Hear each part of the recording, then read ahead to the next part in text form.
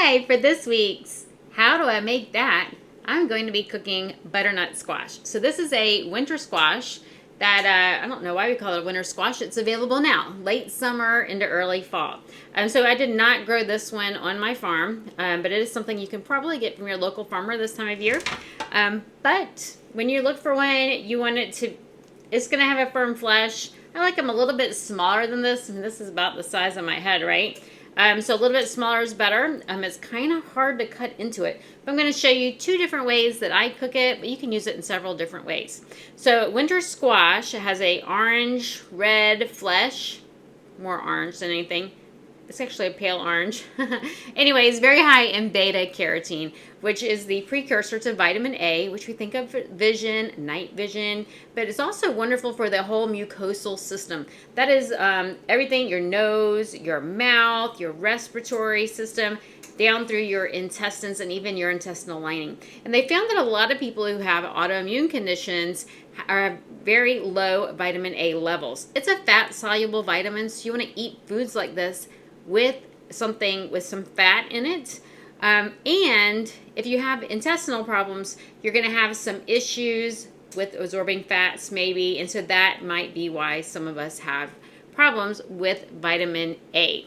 So you want to eat vitamin A foods, which are usually your reds and your orange. Those have beta carotene. They don't have vitamin A. But you don't want to take vitamin A unless a doctor tells you to take vitamin A.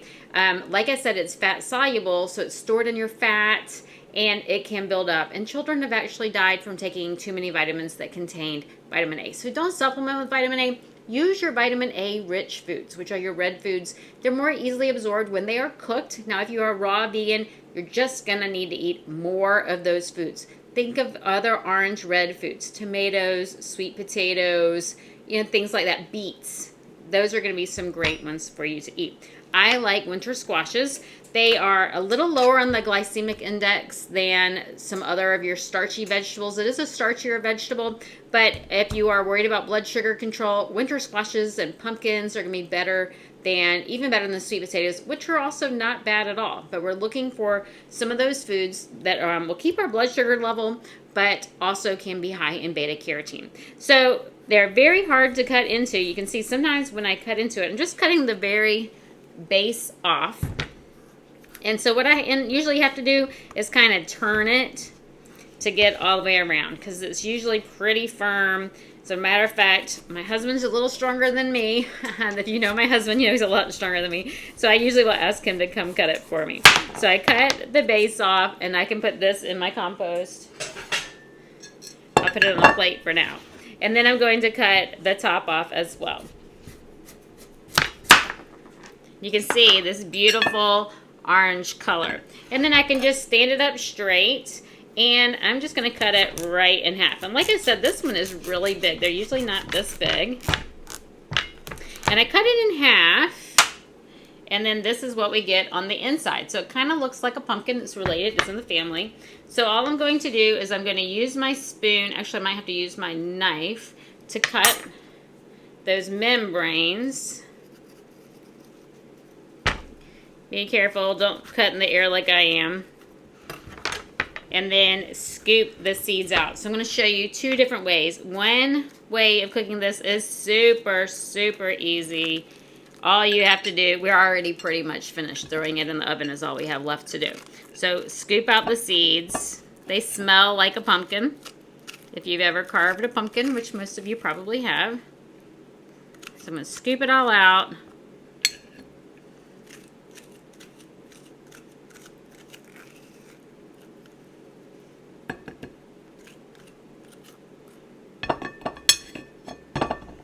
There we go. And then I am going to put it in a baking dish. I ran out of parchment paper, so I'm just going to put it in a glass dish if it will fit. It might be too long. It's fine. I'm going to put some salt on top, just some sea salt, grinding, just some sea salt on top. And then I'm going to set it in my baking dish like this. Stick it in the oven at 375. It's probably going to take 45 minutes. To test it, I'm going to get a fork and see if it will go in easily. If it doesn't go in easily, I need to cook it a little bit longer. So I'm going to do 45 minutes That is a big one, and it's just the half. Okay, for the remainder, I'm going to cut it into cubes. And so I can cut it into cubes and then stir fry it or saute it or steam it or roast it, which is my favorite thing to do because it's just chop, throw it on the pan, stick it in the oven. Nothing else to worry about. And cleanup is just crumbling up the parchment paper, right? So the only thing is, it's kind of hard to cut all of that off, which is why I cut the other one, cook it in there. So I'm just going to cut it into manageable pieces. And then I'm going to cut off the outside.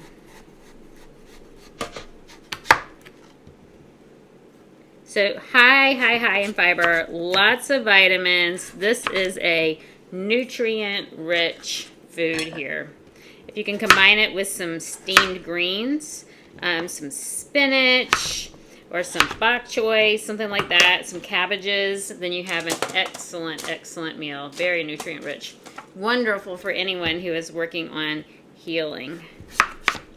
It's really great in a harvest salad if you just roast these squares. I didn't even show you what I did. But cut it into squares and roast them and then throw them on a salad with some massaged kale, maybe some pumpkin seeds, and then make a dressing with some almond butter or tahini, something like that. That gives you the healthy fat, that gives you zinc from the pumpkin seeds, and then it gives you all this fabulous beta carotene. So you can see I'm just cutting it into bite-sized pieces. Those would pop easily into my mouth, easily to be chewed. About the size you would cut for a potato salad. And I did not get the seeds yet because I think I can just cut right around them. So I'm going to finish cutting off the skin.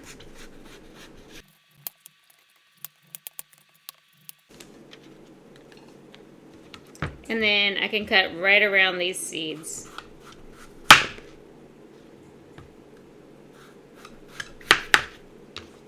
Lay it down. And see how I just kind of line up my pieces? I could even put them together to line it up even better. And then I just cut it. That was a neat little trick. It kind of sticks to the knife, kind of like potatoes a little bit. Plop it down.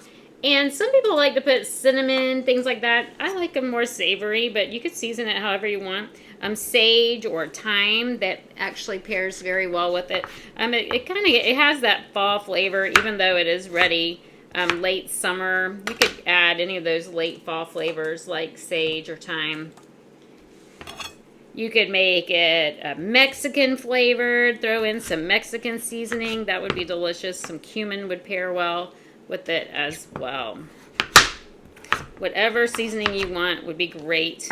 I am just going to sprinkle a little salt and throw it in the oven just like this. So I'm trying to fit it all on my little piece of parchment. My husband's at the grocery store buying me some more parchment paper right now, actually. Okay, and then I'm just left with a thin layer of seeds. So here are our cubes. These I'm going to put in the oven at 375 for 25 minutes. Notice I didn't use any oil. I just put it right on the parchment paper, just how it is. I didn't even put any flavoring or seasoning on it. I think I will. I see a little piece of skin. Nothing wrong with that. Most of your winter squashes, you can even eat the skin, but it's going to be a little tough in the teeth, so I'll just leave that off. So I'm just going to, little layer of salt on top.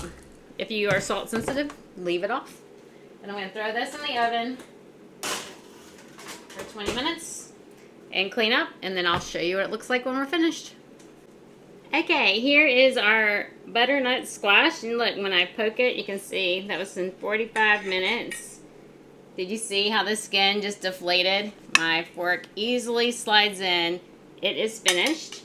I can flip it over, maybe, and you can see it just kind of falls right out, kind of like a sweet potato.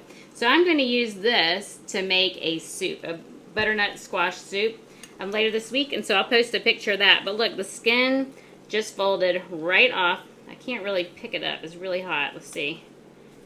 The skin comes right off, and I'm left with just that delicious flesh. And I could mash it and make like mashed sweet potatoes, and I would add just some salt and maybe some oat milk or almond milk or something like that to thicken it up. And because I don't like cinnamon and stuff like that. But you could add cinnamon or whatever you would add in like a sweet potato mash. Once again, I'm going to turn that into a soup. And then this one I can actually hold because it only cooked for 20 minutes. This is our roasted butternut squash. Tender, delicious, perfect, 20 minutes at 375. I'm going to add this to a stir fry. So if you missed my video last week, I did how do I prepare that Napa cabbage. I'm going to slice up some Napa cabbage and I'm going to stir fry some onions with these baby carrots from my yard. That's what baby carrots look like from the garden. And then cauliflower, yellow bell pepper, garlic and onions, and some mushrooms. So I'm going to turn that into a stir fry. I'll post a picture of that. I'll turn this into a soup and I'll post a picture of that. But what was I showing you today? Today I just wanted to show you how I roast a butternut squash. So this easily slid out. I can use that mash for something. Sometimes I can flip it over and still use it like a boat, but because of the glass, it just all came out, which is perfect. That's fine. I will use this. You can see I can just mash it all up and turn it into something like a sweet potato mash, which will be delicious.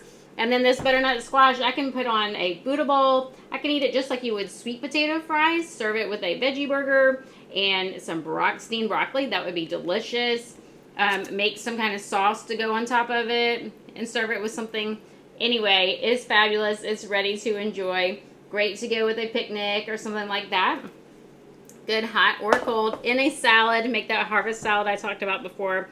And then for the mash could be blended into anything. I want it in a soup. You could even put it in your green smoothie for some extra beta carotene for breakfast. High fiber. That would actually be a really good breakfast. Anyway, if you cook a butternut squash, I want to know, how do you prepare your butternut squash and what do you serve it with? If you have any comments, I want to hear from you, good or bad, because I love to hear from you. Make sure you've downloaded my hormone balancing checklist, and I have other recipes too when you click on the link. Anyway, hit subscribe, hit like, and share with your friends. Enjoy!